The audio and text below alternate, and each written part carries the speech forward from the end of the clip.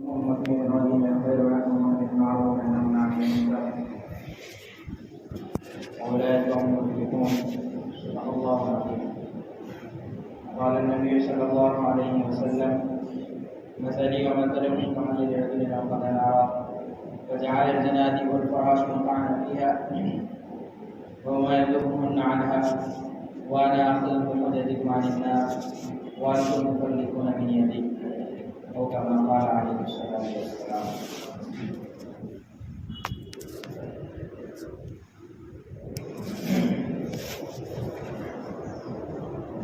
اللہ تبارک و تعالی نے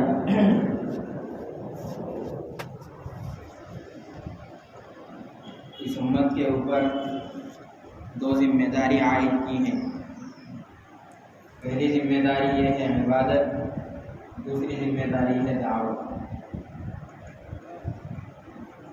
اگر انسان اس دنیا میں آنے کے بعد اپنے مقصد اصلی کو بھول کر، مالک حقیقی مقصد کو بھول کر، اللہ رب العزت والجلال کے فرمان کو بھول کر یوں ہی تنے تنہا اور ایک بیرا مسافر کی طرح زندگی گزارے گا تو اللہ تبارک و تعالی اس کی دنیا کی زندگی تو خراب کریں گے ہی، قبر و حشر آخرت کی زندگی بھی اللہ تبارک و تعالی اس کے خراب کر دے گا۔ اگر انسان دنیا میں آنے کے بعد اللہ تبارک و تعالیٰ کے حکم کو پورا نہیں کرتا، نبی پاک صلی اللہ علیہ وسلم کے طریقے پر نہیں چلتا، ان کے طریقوں کو اپنانے کی کوشش نہیں کرتا، جو دیگر کام کرے گا، دوسرے کام کرے گا، تو اس میں انسان کو ایک نہ ایک دن ایک نہ ایک مرتبہ خیال یہ آئے گا کہ اللہ تبارک و تعالیٰ نے مجھے یوں بیکار پیدا کیا، جس کو قرآن پاک بیان کرتا ہے: افحسبتم انما خلقناکم عبثا، کہ انسان یہ گمان کرتا ہے کہ اللہ تبارک و تعالیٰ نے اس کو یوں ہی بیکار پیدا کر دیا، وَأَنَّكُمْ إِلَيْنَا لَا تُرْجَعُونَ، اور اللہ تبارک و تعالیٰ کی طرف لوٹ کر کے نہیں جانا۔ میرے بھائی، دنیا کی رنگ و رونق، دنیا کی زیب و زینت، دنیا کی عیش و عشرت، دنیا کی مال و دولت، الغرض دنیا کی تمام چیزیں اور پوری کی پوری دنیا اگر انسان اس کو حاصل کر لے اور اللہ رب العزت والجلال کے مقصد کو پورا نہ کرے، اس پر عمل نہ کرے، تو انسان اپنے آپ کو دنیا میں بیکار اور بے فائدہ محسوس کرے۔ پھر کیا ہوگا؟ قرآن کہتا ہے خسرت دنیا والآخرہ، کہ دنیا اور آخرت دونوں میں خسارے کا باعث ہے، کہ دنیا کی زندگی بھی عذاب اور آخرت کی زندگی بھی عذاب۔ اور اگر انسان اللہ تبارک و تعالیٰ کے حکم کو پورا کرے، نبی پاک صلی اللہ علیہ وسلم کے طریقے کو زندگی میں لاوے اور نبی پاک صلی اللہ علیہ وسلم کی سنتوں کو جان کر سیکھ کر اس پر عمل کرنے کی کوشش کرے اور عمل کرے، تو اس کو کیا لگے گا کہ اللہ تبارک و تعالیٰ نے دنیا میں جو بھیجا ہے وہ اسی لیے بھیجا، جس کو قرآن پاک بھی کہتا، اللہ تبارک و تعالیٰ مقصد بیان کرتا ہے وَمَا خَلَقْتُ الْجِنَّ وَالْإِنسَ إِلَّا لِيَعْبُدُونِ، کہ اللہ تبارک و تعالیٰ نے انسان اور جنات کو جو دنیا میں بھیجا، دنیا میں اللہ تبارک و تعالیٰ کے انسان اور جنات کی پیدائش کا اور تخلیق کا مقصد وہ یہ ہے کہ وہ اللہ تبارک و تعالیٰ کی عبادت کرے، اللہ تبارک و تعالیٰ کے سامنے سجدہ ریز ہوئے اور نبی پاک صلی اللہ علیہ وسلم کی سنتوں پر عمل کرے۔ اس کا تعلق ہے میرے بھائی عبادت سے۔ انسان عبادت کرے، نماز کا وقت ہو جاوے، نماز پڑھنے آ جاوے، رمضان المبارک آ جاوے، روزے رکھ لے، حج فرض ہو جاوے، حج کو ادا کر دے، زکوٰۃ فرض ہو جاوے، زکوٰۃ دے دے، ہر دین کے جتنے بھی کام ہیں، جتنے بھی اللہ تبارک و تعالیٰ نے احکامات عائد کیے ہیں، انسان پہ جب فرض ہو جاوے ان کو پورا کرتا چلا جاوے، تو یہ کیا ہے؟ عبادت ہے۔ اور اس کا تعلق انسان کی اس کی خود کی ذات سے ہے۔ لیکن اگر انسان یہ سمجھ لے، اور آج کا مسلمان اور آج کا اپنے آپ کو مومن کہنے والا اور ایمان والا کہنے والا یہ سمجھ لے کہ میں اپنی عبادت کرتا رہوں، نماز روزہ کرتا رہوں، زکوٰۃ دیتا رہوں اور وقت پہ حج کر لیا، میں کامیاب ہو جاؤں گا، یہ اس کی بھول ہے، یہ نہج نبوت سے ہٹا ہوا ہے۔ کیونکہ نبی صلی اللہ علیہ وسلم اور حضرت آدم علیہ نبینا علیہ الصلوۃ والتسلیم سے لے کر کے پیارے آقا تاجدار مدینہ محمد عربی صلی اللہ علیہ وسلم تک جتنے بھی انبیاء ہیں، تمام کے تمام انبیاء معصوم، اللہ تبارک و تعالیٰ نے ان کے تمام اگلے پچھلے گناہ معاف فرما دیے۔ اللہ تبارک و تعالیٰ نے ان جیسا مقرب بندہ دنیا میں نہیں بھیجا، لیکن وہ آنے کے بعد کیا کرتے ہیں؟ اللہ تبارک و تعالیٰ سے رات و معراج و نیاز کی باتیں، یعنی اللہ تبارک و تعالیٰ کی عبادت کرتے ہیں۔ دن میں جب وقت ہو جاتا ہے اللہ تبارک و تعالیٰ کے سامنے سجدہ ریز ہوئے۔ الغرض اللہ تبارک و تعالیٰ نے ذات نبوت پر جتنے بھی احکامات لاگو کیے انہوں نے اس کو پورا کیا، لیکن ساتھ ساتھ انہوں نے اس چیز کی فکر کی کہ جس مقصد کے لیے اللہ تبارک و تعالیٰ نے دنیا میں ہمیں بھیجا، اور جو اس امت کی اور دنیا والوں کی اللہ تبارک و تعالیٰ نے جو ذمہ داری ہمارے اوپر عائد کی ہے کہ ہم اس کو کس طریقے سے پورا کرنے والے ہو جائیں۔ اور وہ ذمہ داری کیسے انہوں نے پورا کی؟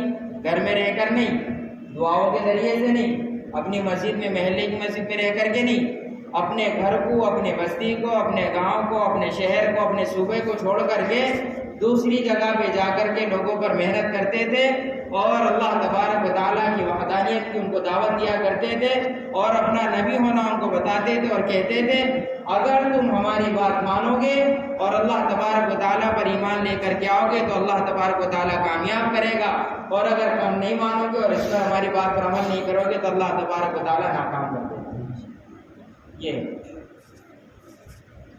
دوسری ذمہ داری ہے دعوت۔ پہلی ذمہ داری عبادت، دوسری ذمہ داری دعوت۔ اس چیز کو میرے بھائی سوچنا ہے اور فکر کرنی ہے۔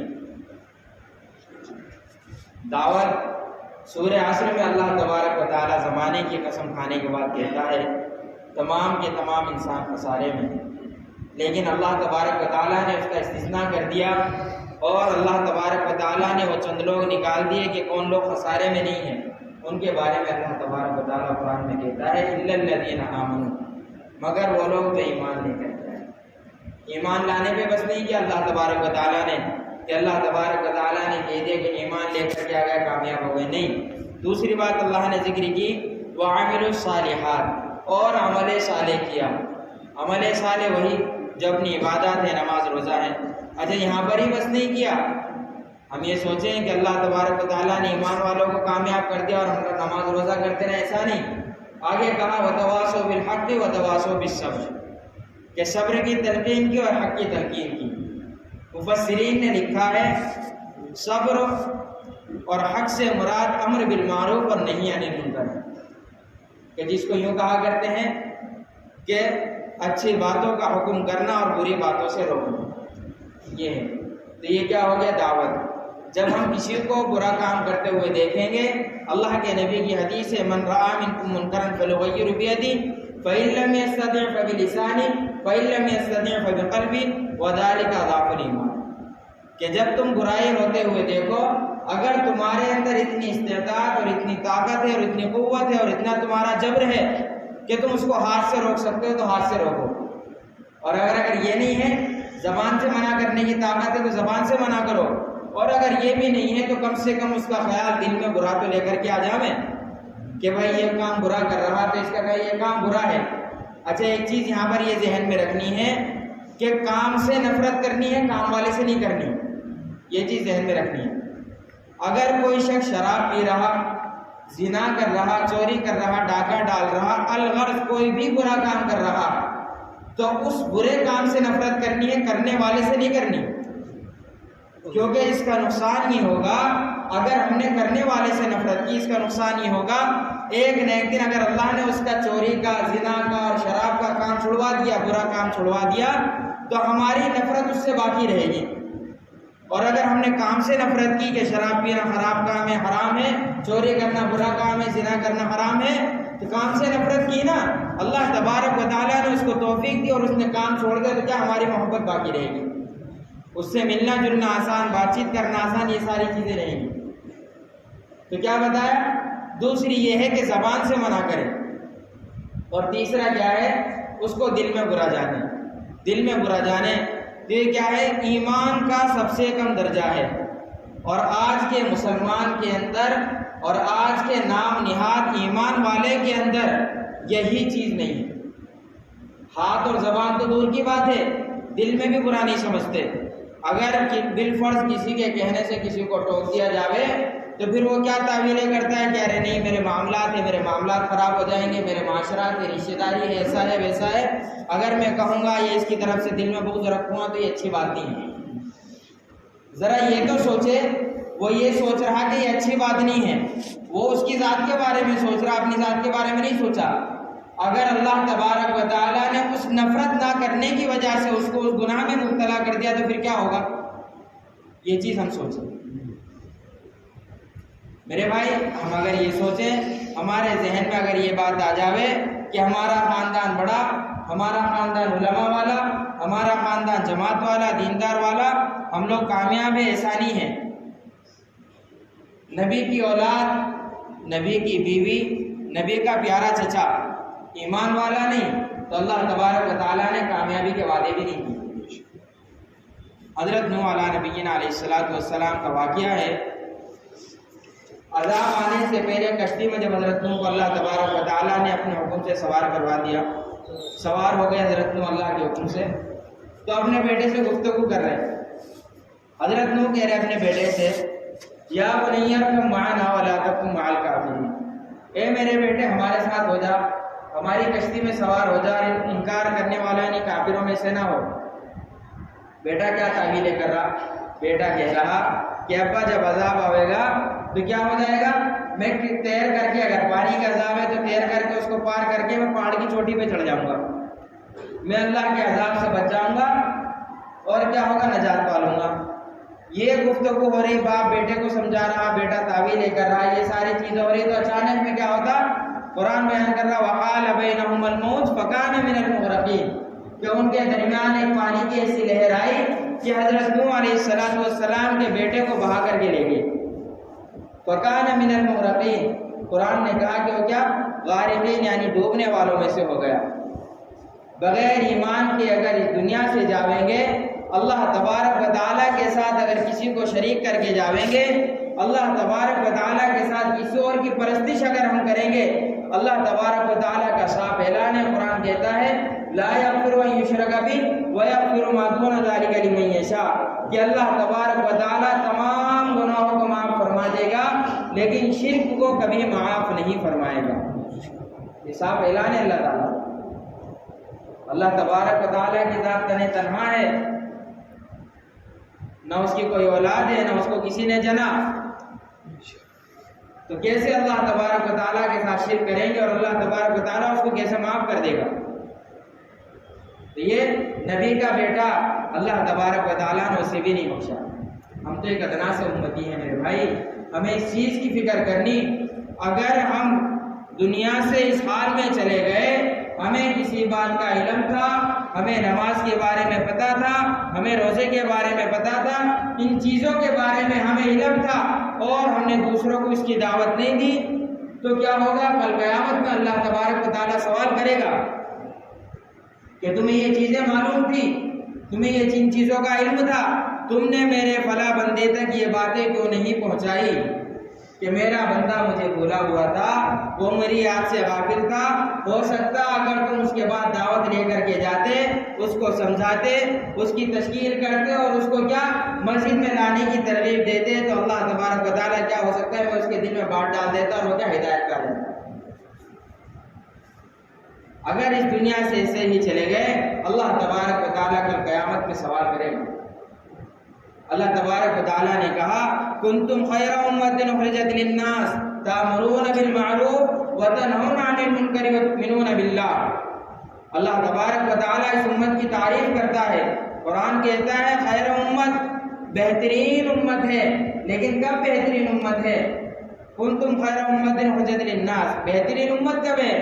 کہ جب تم تأمرون بالمعروف وتنہون عن المنکر کرو، لوگوں کی نفع رسانی کے لیے نکالے گئے نا، لفظ ناس ذکر کیا ہے، اخرجت للناس، اس بات پہ ذہن رکھ، غور و فکر کریں۔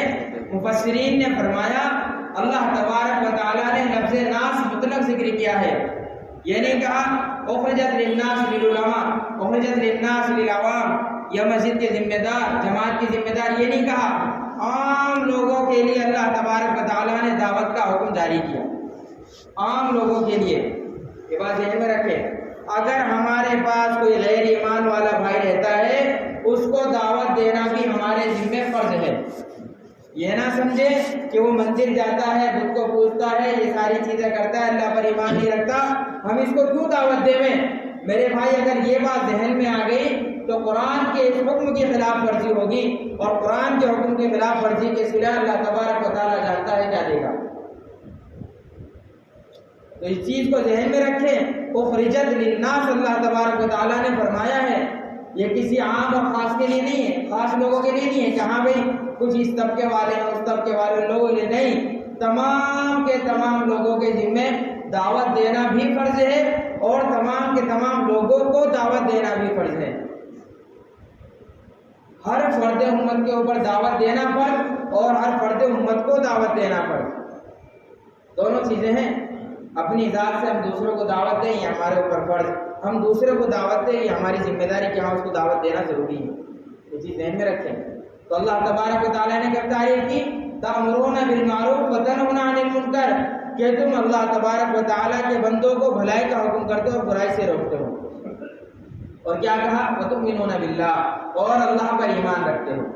اللہ پر ایمان رکھنا، آج کہتے ہیں مسلمان کہ فلاں لوگوں کو دیکھو، فلاں قوم والوں کو دیکھو، کرسچنوں کو دیکھو اور سکھوں کو دیکھو کہ وہ اتنا دان کرتے ہیں، اتنا اللہ تبارک و تعالیٰ انہیں مال دے رہا، دولت دے رہا، عزت دے رہا، شہرت دے رہا، یہ ساری چیزیں کئی جگہوں پر دیکھنے میں آیا کہ لنگر مسلسل جاری رہتا ہے نا، لیکن کیا ہے؟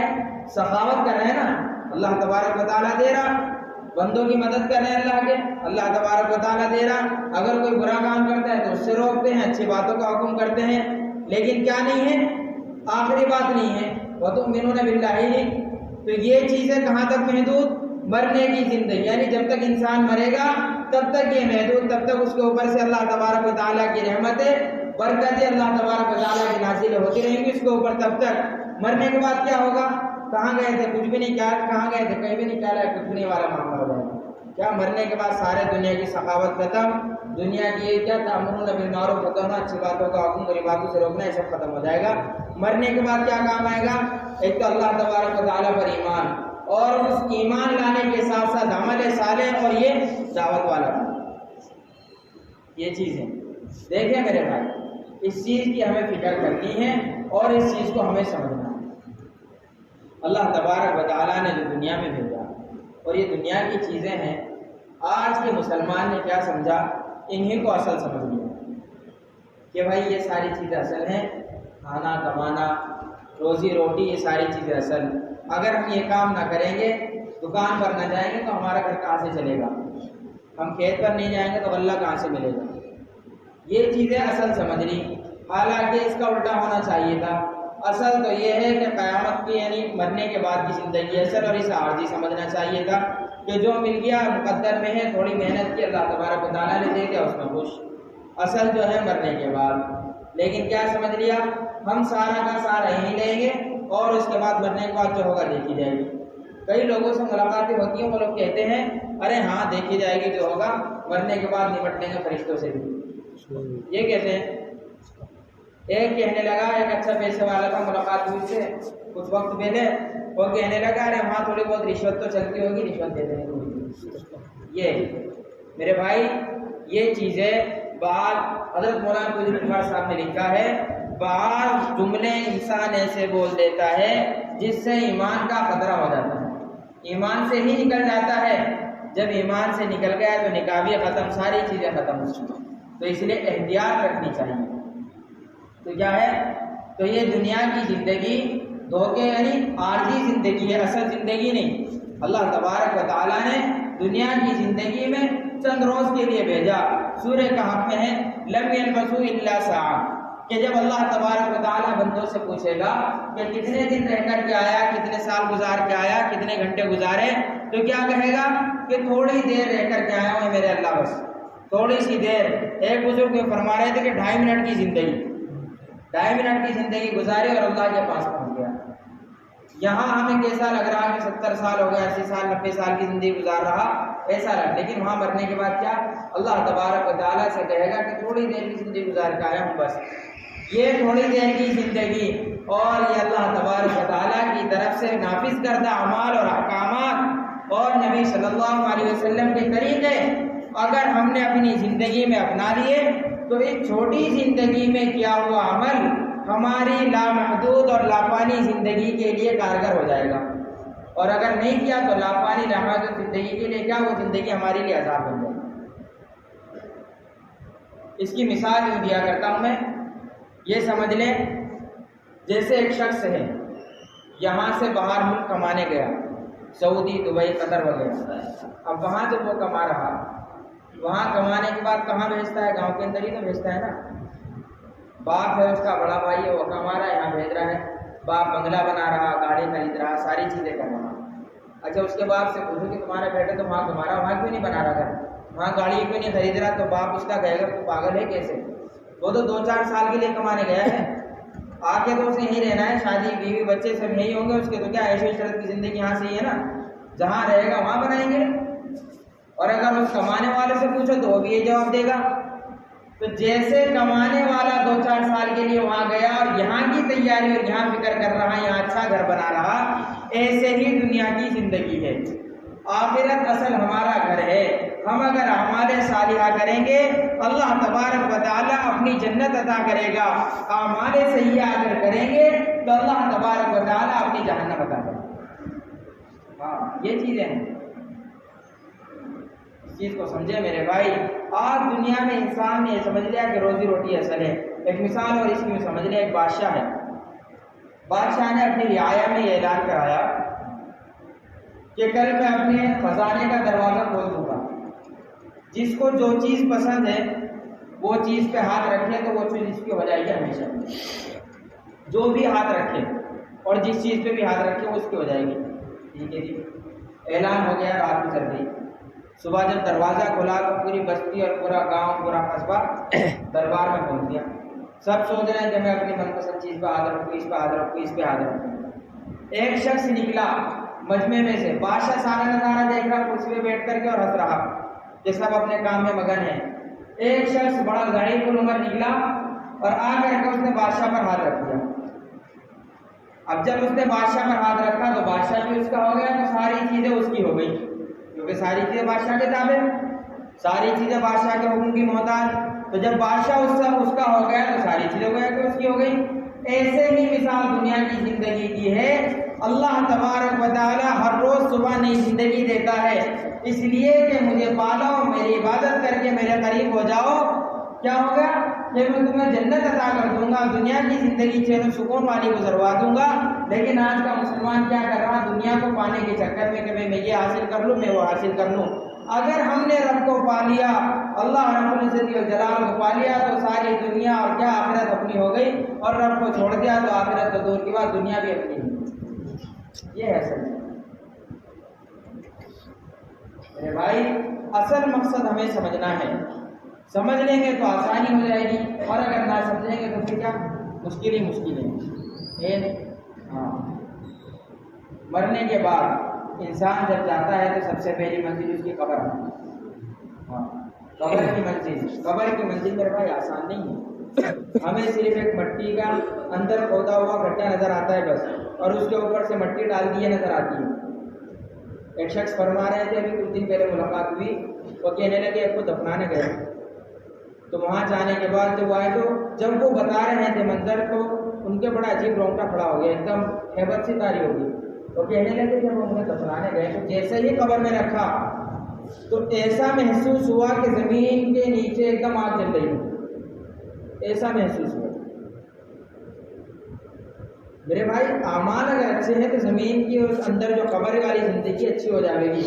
ایک شخص 2 مہینے پہلے ساتھ میں وقت لگا رہے تھے، بزرگ 25 سال پہلے کا واقعہ بتا رہے ہیں کہ میں جنگل جا رہا تھا اس کو بھگی لے کر کے، تو جو جانور ہوتا ہے، حدیث پاک ہے نا کہ اللہ تبارک و تعالیٰ قبر کا عذاب انسان اور جنات کو چھوڑ کر کے تمام مخلوق کو سنواتا ہے۔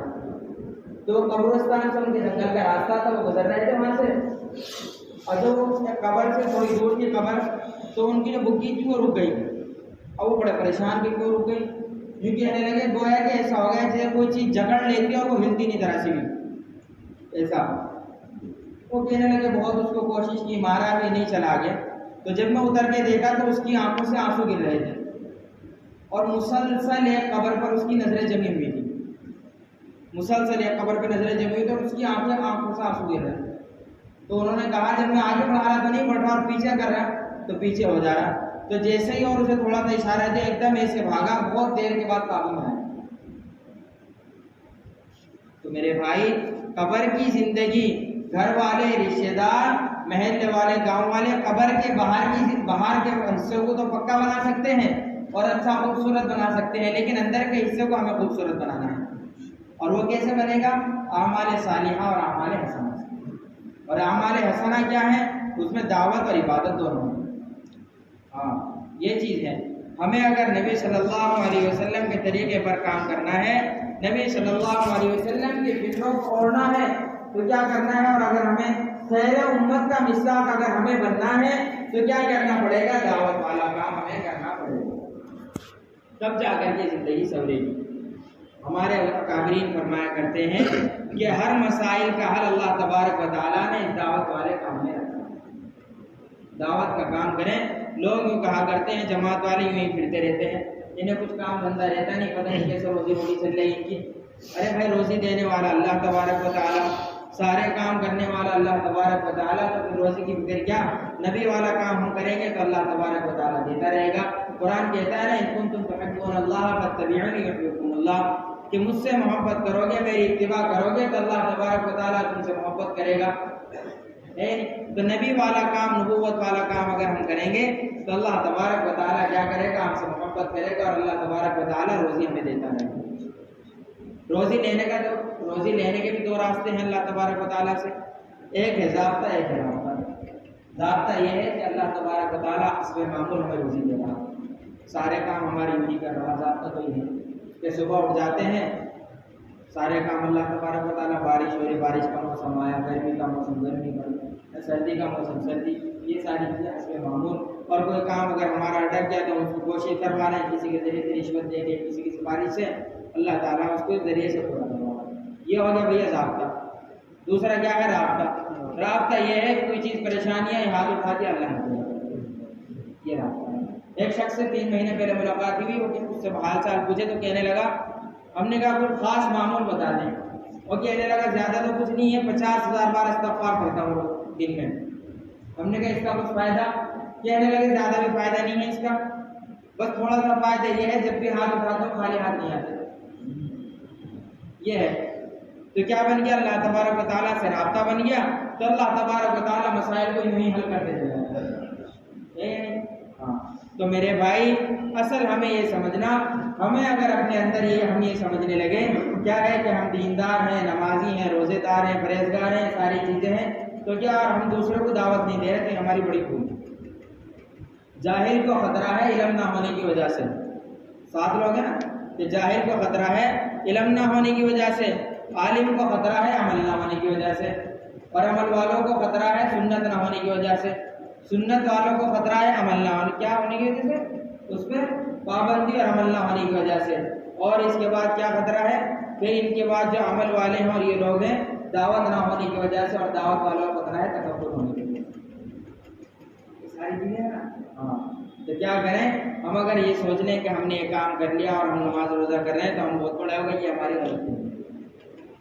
نہج نبوت پر اگر کام کرنا ہے، نبی صلی اللہ علیہ وسلم کے طریقے پر کام کرنا ہے تو گھر بار ہمیں چھوڑنا پڑے گا۔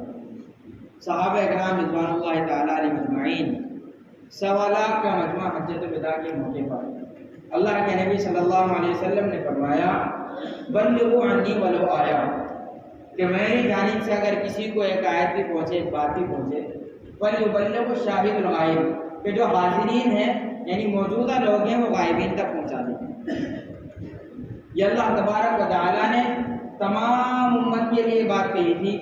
صحابہ سے اس لیے کہی گئی کیونکہ اس وقت صحابہ موجود تھے، اگر دوسرے لوگ بھی موجود ہوتے تو ان سے بھی یہ بات کہی جاتی، تو انہوں نے اپنا فرض تو ادا کر دیا، اللہ کے نبی کے حکم پر عمل کر لیا کہ بھائی اللہ کے نبی نے جو حکم دیا تھا کہ حاضرین غائبین تک پہنچا دیں، انہوں نے آگے پہنچاتے پہنچاتے ہم تک یہ باتیں آ گئی۔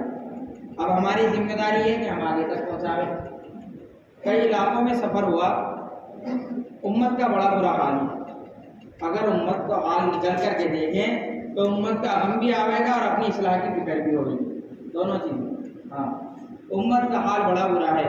امت کا جوان، آج کا مسلمان، اگر اس سے اسلام کے بارے میں اور سیرت کے بارے میں اور نبی صلی اللہ علیہ وسلم کے بارے میں کچھ پوچھو تو وہ جواب نہیں دیتا اور یوں کہتا ہے میں تو نیا ہوں، دین کے معاملے میں اس لیے کچھ پتہ ہی نہیں ہے، میں جانتا ہی نہیں۔ ارے بھائی، بچپن سے تیرے کان میں پیدا ہوتے برابر اذان دے دی گئی تھی، اذان کی آوازیں آتی ہیں، گھر میں کبھی کبھی تلاوت ہو جاتی ہے، باپ نماز کو جاتا ہے، جمعہ ہوتا ہے، خطاب سنتا ہے، ساری چیزیں کرتے ہیں، تو نیا کہاں سے ہو گیا؟ تجھے 24 سال 30 سال دنیا میں آئے ہوگے تو نیا کہاں سے ہو گیا؟ 30 سال پرانا ہے۔ لیکن کیا کہتے ہیں، دین کے معاملے میں ذرا نیا ہو، اور دنیا کے معاملے میں اگر اس کو کسی چیز کی جانکاری نہیں پھر بھی نئی نئی ایڈوائس دے دے گا، اور دین کے معاملے میں کہہ دے گا نہیں نیا ہوں۔ ہاں، ایک جماعت سے یعنی ایک جگہ ملاقات ہوئی جوانوں سے، ان سے پوچھا کہ فرشتوں کے نام بتا دو، 4 بڑے فرشتوں کے نام۔ کہنے لگے، ایک تو کہنے لگا حضرت آدم علیہ السلام، اور کتابوں کے نام پوچھے، 4 بڑی کتابوں کی جو آسمان سے نازل ہوئی، تو کہنے لگا فضائل اعمال، منتخبات، حیات الصحابہ، یہ کہنے لگے۔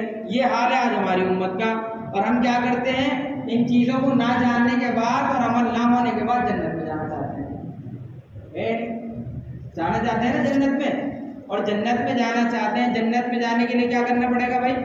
پہلے تو موت کی سختی برداشت کرنی پڑے گی، اس کے بعد قبر کی منزل ایسی ہے، حضرت عثمان بن عفان رضی اللہ تعالیٰ عنہ کے بارے میں آتا ہے، جن کے بارے میں رسول اللہ صلی اللہ علیہ وسلم نے فرمایا اگر میری اور بیٹی ہوتی تو میں وہ بھی عثمان کی نکاح میں دے دیتا، جس کے نکاح میں پیارے نبی صلی اللہ علیہ وسلم کی 2 بیٹیاں، اس کے بعد بھی اللہ کے نبی کو فرما رہا کہ اگر اور بیٹی ہوتی تو نکاح میں دے دیتا۔ ان کا حال یہ ہے، جب بھی کسی قبر کے پاس سے گزرا کرتے خوب رویا کرتے، یہاں تک کہ آپ کی داڑھی مبارک تر ہو جاتی۔ لوگوں نے پوچھا اتنے جنازے، اتنی میت، اتنے حالات دیکھتے تب تو روتے نہیں، قبر کو دیکھ کر کے کیوں روتے ہیں؟ انہوں نے فرمایا، اللہ کے نبی صلی اللہ علیہ وسلم فرماتے ہیں القبر روضۃ من ریاض الجنہ او حفرۃ من حفر النار، کہ قبر جنت کے باغوں میں سے ایک باغ ہے یا دوزخ کے گڑھوں میں سے ایک گڑھا۔ ہاں، اگر اعمال اچھے ہیں، اللہ تبارک و تعالیٰ کو راضی کر لیا، تو کیا قبر کی زندگی ہماری جنت کے باغوں میں سے ایک باغ بن جاوے گی؟ اور اگر اللہ کو راضی نہ کیا، اللہ کو ناراض کر کے چلے گئے، تو قبر کی زندگی دوزخ کے گڑھوں میں سے ایک گڑھا بن جاوے گی۔ جب قبر کی منزل مشکل، حدیث پاک کے اندر ایک اور بات آتی ہے، کیونکہ اللہ کے نبی صلی اللہ علیہ وسلم نے فرمایا کہ قبر کی منزل جس کی آسان ہو گئی، بعد کی منزل ہے اس کی آسان، اور قبر کی منزل جس کی مشکل ہو گئی، بعد کی منزل ہے اس کی مشکل۔ یہ چیزیں ہیں، تو یہ کب آسان ہوگی؟ جب ہمیں قبر سے باہر کی زندگی ہم نے اچھی گزاری ہوگی، تبھی تو اندر کی زندگی اچھی گزرے گی نا۔ یہ ہے میرے بھائی، اس چیز کی ہمیں فکر کرنی ہے۔ مرنے کے بعد حدیث پاک میں آتا ہے انسان کے ساتھ 3 چیزیں ہوتی ہیں، مال، اعمال اور رشتہ دار۔ مال اور رشتہ دار واپس آ جاتے ہیں، اعمال ساتھ چلے جاتے ہیں۔ ایک بزرگ فرما رہے تھے، جب قبر پہ مٹی دیتے ہیں تو مٹی دینے کے بعد ہاتھ میں جھاڑ دیتے ہیں، وہیں جھاڑتے ہیں نا قبر پہ تو جھاڑ دیتے ہیں۔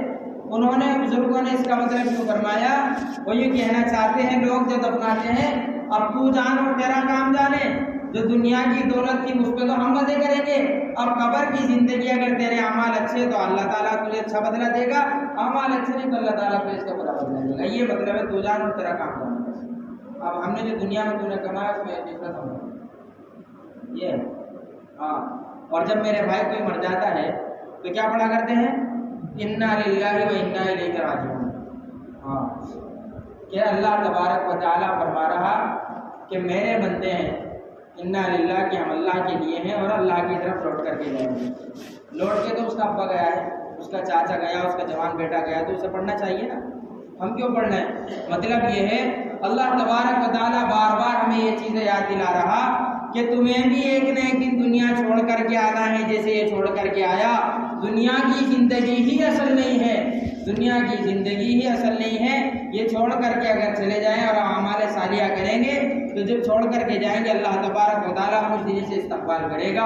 سورہ فجر کے اخیر کے آیت میں اللہ تبارک و تعالیٰ فرما رہا مومن بندے کا اللہ تبارک و تعالیٰ استقبال یوں کرے گا یا ایتھا النفس المطمئنہ ارجعی الی ربک راضیۃ مرضیہ فادخلی فی عبادی وادخلی جنتی۔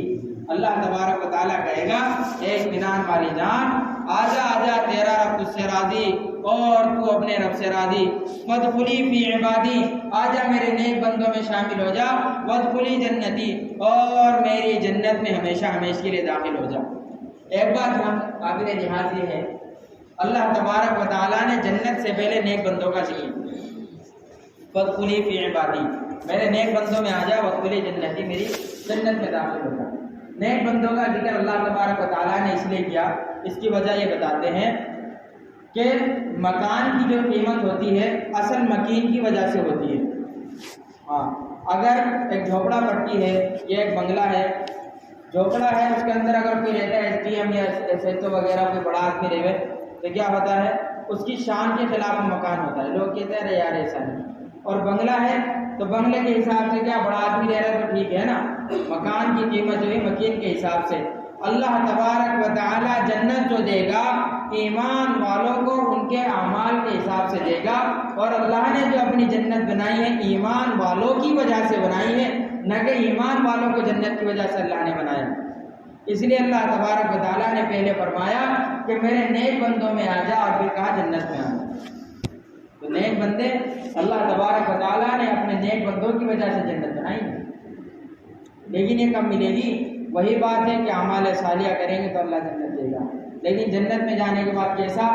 ایسی جنت ہے جنت میں عجیب نعمتیں، حدیث پاک میں آتا ہے ما لا عین رأت ولا اذن سمعت ولا خطر علی قلب بشر، کہ ایسی نعمت جس کا کسی آنکھ نے جس کو کسی دیکھا نہیں، اور جس کا کسی کان نے تذکرہ سنا نہیں، اور جس کا کسی کے دل پہ کوئی خیال گزرا نہیں، ایسی جنت کی نعمت ہے۔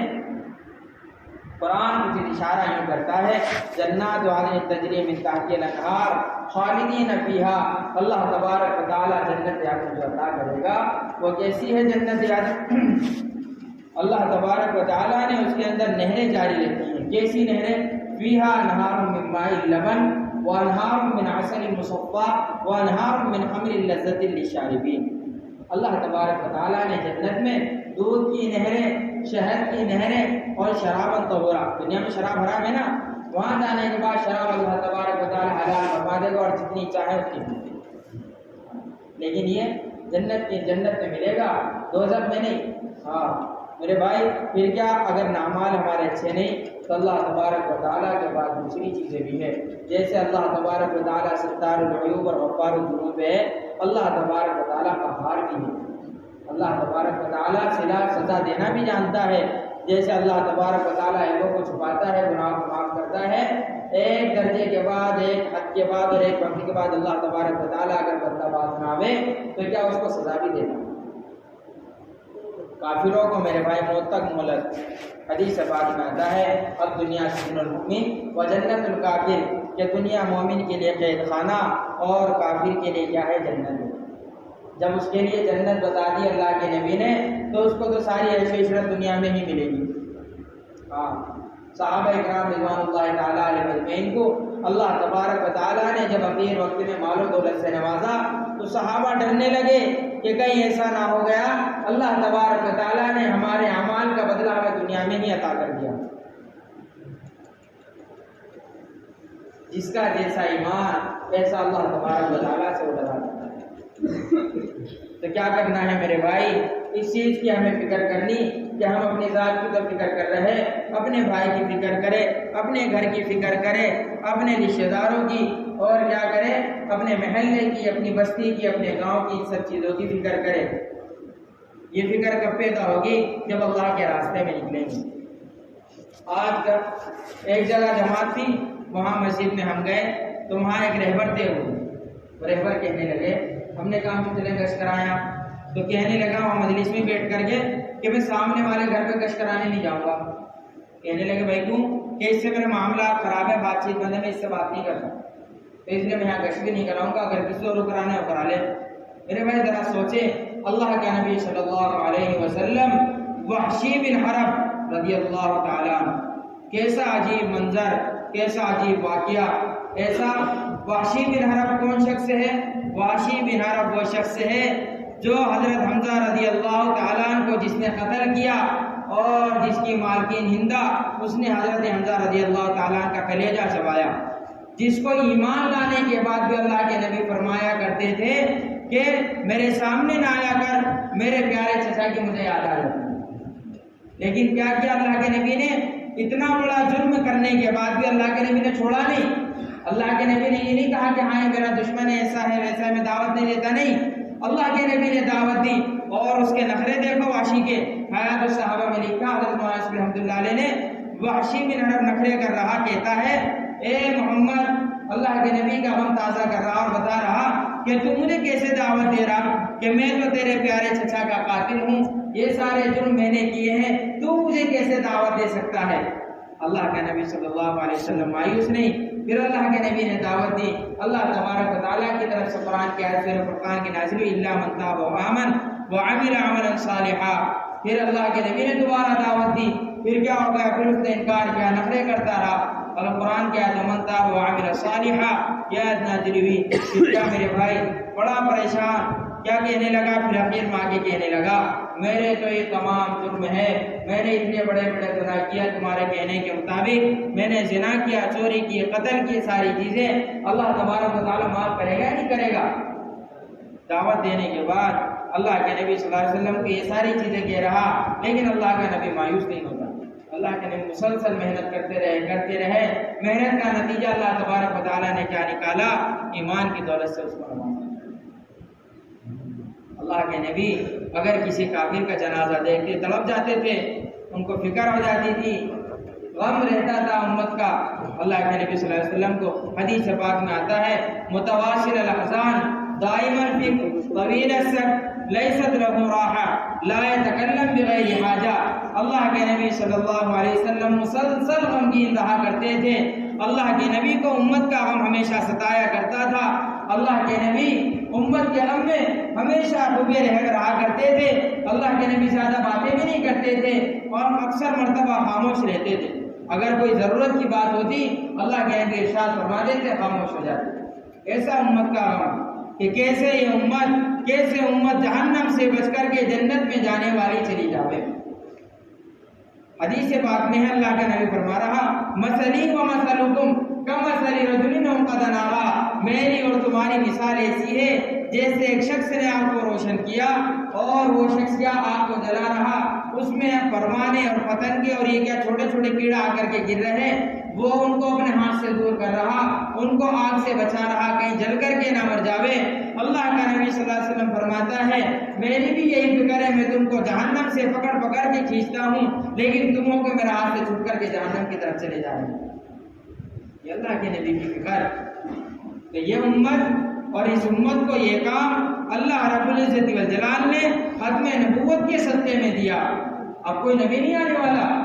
اللہ کا نبی فرما رہا لا نبی یہ بات ہی، میرے بعد کوئی نبی پیدا نہیں ہونے والا، میرے بعد کوئی نبی پیدا نہیں ہونے والا. حضرت عیسیٰ آئیں گے لیکن ہمارے نبی کی امت میں رہیں گے، نبی کی اتباع کریں گے. اس نے فرمایا کہ میرے بعد کوئی نبی پیدا نہیں ہوگا.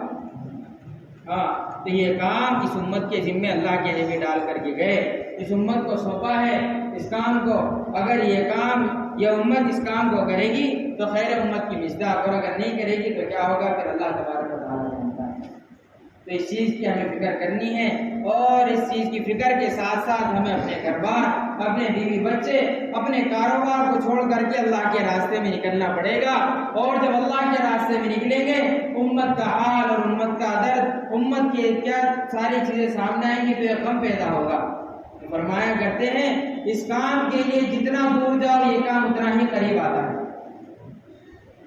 کئی لوگوں سے ملاقات ہوئی، کلمہ تک یاد نہیں. ایک 40 سال کے آدمی سے ملاقات ہوئی، باتوں میں پوچھ لیا کہ کلمہ سنا دیجیے، یعنی کلمہ پڑھنے لگے تو کلمہ اس کو نہیں پڑھا جا رہا. دوبارہ پڑھا کلمہ نہیں پڑھا جا رہا، اس نے کہا تیسری مرتبہ پھر پڑھے، تیسری مرتبہ پڑھا پھر کلمہ نہیں پڑھا جا رہا، تو میرے بھائی امت کا جب یہ حال ہے کلمہ نہیں پڑھا جا رہا، اللہ کا نبی فرما رہا کہ جس نے اخلاص کے ساتھ کلمہ کہہ دیا جنت میں چلا جائے گا، یہاں وہ حال کلمہ نہیں پڑھا جا رہا تو جنت تو دور کی بات ہے۔ تو یہ بے دینی کیسے دور ہوگی؟ اس دعوت والی محنت کے ذریعے سے اس بے دینی کو دور کیا جائے گا۔ امت میں چلیں گے، امت میں پھریں گے، جو ہم تک اللہ کے نبی کی باتیں پہنچی امت میں پہنچائیں گے، سیکھیں گے اور سکھائیں گے، تو کیا ہوگا؟ امت کی بے دینی دور ہوگی، امت کا بگاڑ ختم ہوگا، آپس کی نااتفاقی ختم ہوگی، آپس میں الفت و محبت اللہ تبارک و تعالیٰ پیدا کر دے گا، پھر کیا اللہ